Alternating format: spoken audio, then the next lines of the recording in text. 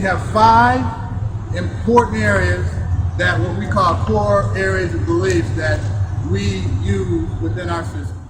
And with young guys, especially you guys, you like to get up on the plate real good. You guys are set up on the plate too close. Put your bat all over the plate this way. When you look out, you see how his barrel's not really traveling over the plate. So you'll have a tendency when you swing the bat to swing and hit the ball more in the label area. Well, the idea to hitting guys and driving a baseball is to hit the ball in what we call the sweet spot here. I want to make contact all the time, as often as possible on the sweet spot. So my setup has a lot to do with where I stand, it's me where I hit the ball in the bat. All right, I'll take a practice one from there. All right, so now cover the outside part of the plate, which I always trying to turn like outer third of the plate is a big part of the plate where pitchers and professional, that's where they try and pitch, especially guys with power. You try to stay away from that barrel. So take a swing, covering the outer third. So now you know if I'm standing in front doing flip throw, I want to make sure he covers that part of the plate. And you stand up there with your foot. Like I said, everybody's different in how they stand at the plate. Okay, big practice swing. Okay, again. Keep your head steady, don't move it. Okay, this is a regular stance. See his feet alignment? See how they're even and straight in line? That's where most kids and most hitters are. Okay, show them what an open stance is. See how the feet are uneven? The left foot or lead foot is open. That's what we call an open stance. Show them a closed stance. Where the lead foot is in front of the back foot, that is considered a closed stance. Now with a closed stance, it's harder to get to certain pitches sometimes, especially when you're pitched inside. So what you guys want to start off with is more with an even stance, all right? The next area is load and a touchdown. A load and a touchdown, a movement to get in a strong position. You want to be early and on time when you get to that stride position. You want to have good pitch recognition, and you want to have, the other thing with, on D is monitor the grip. Some of you guys don't grip the bat properly. Show them how when you choke the bat deep in your thumb area.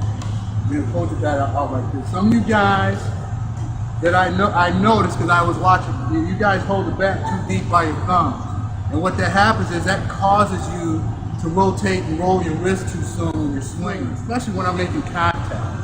All right, I want my barrel to travel through the ball on a straight path as long as I can.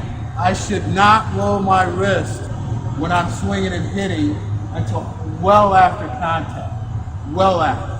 So I want to keep my barrel in the zone. I want to get there short, but I want to stay long through the ball. So after I make contact, I want to hit 1, 2, possibly 3 balls through after contact. That's very important. It says load and stride, movement to get to a strong hitting position. What's your movement to get into that position? So he's loading up, he sees the pitch coming, the pitcher's making his move. You see that movement he made? You go back, do it again, Daniel. The pitcher's coming, he's right through the ball, he's low right there. When you go back, that's your load. That's your timing to see the ball and get in a strong hitting position to drive the ball.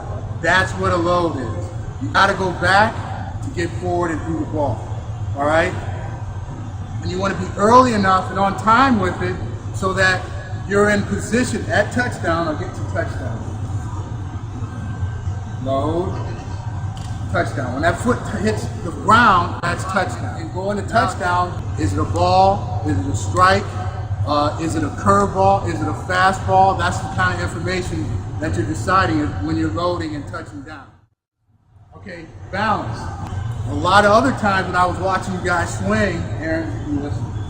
A lot of other times when I was watching you guys swing, you guys, when you're hitting, you're kind of losing balance on soft toss and T-work. Now imagine this, if I lose balance when a ball's not really coming at me, at 92, or 90, and I'm having a hard time hitting flips and tees, well, what do you think my balance is going to be like when I'm actually playing in the game? It's not going to be good. When you finish your swing, go ahead, swing. You want to have your head on that back knee or your head in between your body, in between your legs. The center of your body. A lot of you guys I saw where your head is, your body's back here on your swing, or your head's on your front leg. Well, that's not good balance. You gotta have good balance to hit. You want to have that head center of your body as you're striking the ball, and you're transferring energy. The movement with your hand should be down and through the ball. Now, not chopping down, but down from a launching position. Get your stance. Okay, hands are here, low. See how he brings his hands up? Now from that point, you're gonna launch down. You wanna create a downward angle. That creates backspin on the ball once you put your swing plane. Go to your contact point itself. So he's gonna stop it, stop at contact. And boom.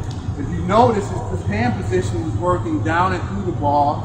Now, think about it, the ball's coming this way, all right? I want to create backspin, right? But a lot of times I've heard of coaches telling the guys, well, you got to swing up on the ball. You got to be too perfect to swing up on the ball. I just want to cover the ball. But if I create the plane right, and I'm coming down on the ball, and I just miss it with that downward plane, I hit the bottom, just a nick below the middle of the ball, I'm creating massive backspin and the ball really travels. Great distances. I want to be short to the ball, but I want to be long through the ball. What does that mean? Okay, get your stance, start your load, go to contact, stop. Okay, go ahead, do it again. Start and then just stop as you're going. Stop, start your swing.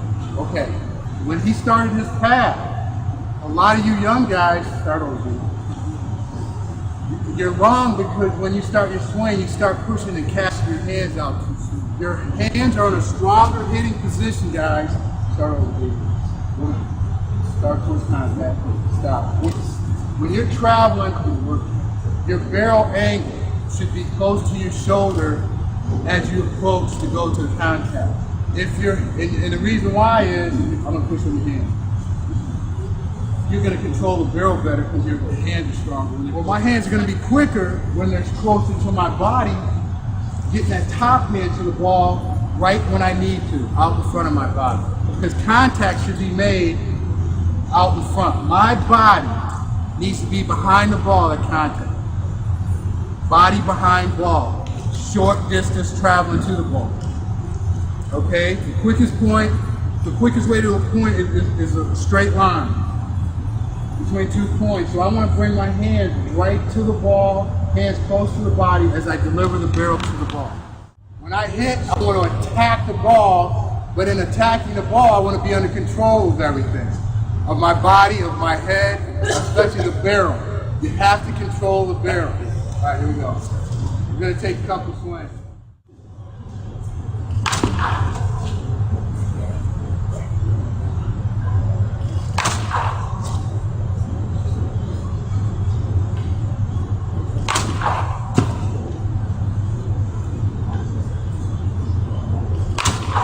Y'all, his head stay quiet.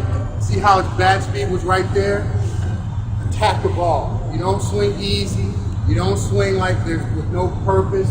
You're attacking the ball always, right? That was the left-handed version. Just to show you how different the two hitters are. The stances.